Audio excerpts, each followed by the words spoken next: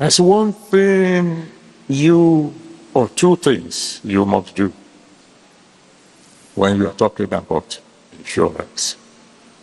Number one, when you say you are under an insurance cover, that thing remains valid as long as you remain under the cover. In other words, you can cancel an insurance policy and then the insurer will no longer be held accountable to whatever happens to you. The same is true, of course, a divine insurance policy. Because when you read Psalm 23 and you get to verse 6, after he has told you, he will take care of, he has insurance for your eating, your sleeping, your guidance, protection against enemies, etc., etc. He now said, surely goodness and mercy shall follow me. For how long? And what did he say I will do?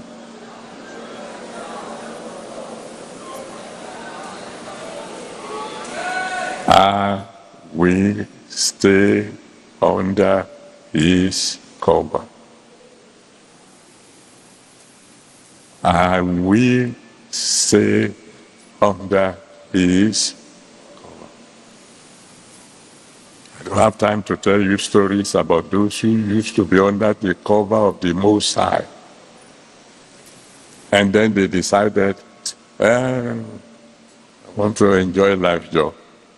And what happened? I don't want to tell you of a girl who had been under the cover of the Most High for years.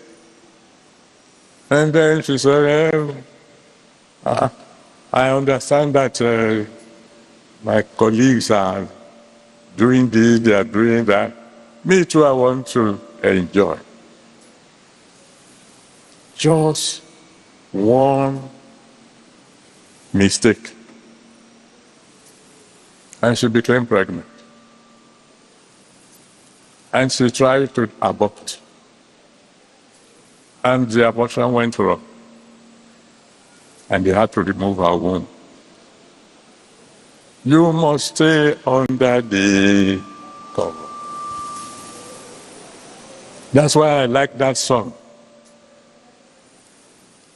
I've decided to follow Jesus. I have decided to follow Jesus. I have decided to follow Jesus. No turning back. No turning back.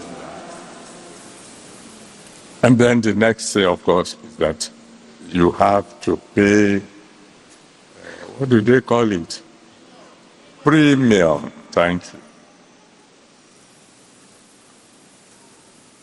Nothing goes for nothing. Don't let anybody deceive you. I have told you the total summary of the teachings of Jesus Christ is that nothing goes for nothing. He's the one who said, give and you shall be given. All right. What about salvation? Salvation is free because somebody paid for it. Jesus shed his blood so that you can have salvation free. He makes healing available to you by his stripes. You must pay your premium. And what's the premium? Very simple. Deuteronomy 28, Read it from verse 1 to 13. Deuteronomy 28, from verse 1 to 13. God said, if you will hearken diligently to the voice of the Lord your God, to observe and to do all that he commands you, then he said, you don't have to worry. He said, not only will he provide this cover for you, he will make sure that even when you say, these blessings are becoming too many, he will say, yeah, I have not even started. I pray one more time. No matter how great you are now, as far as you are concerned, God has not yet. You are concerned, God has not yet started.